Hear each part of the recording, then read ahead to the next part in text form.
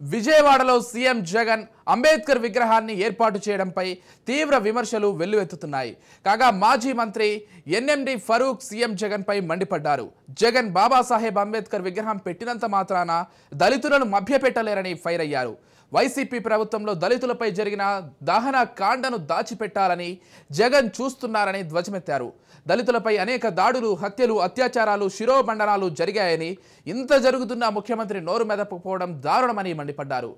Corona సమయంలో మాస్కులు అడిగిన పాపానికి డాక్టర్ సుధాకర్ను ఈ ప్రభుత్వం పొట్టన పెట్టుకుందన్నారు.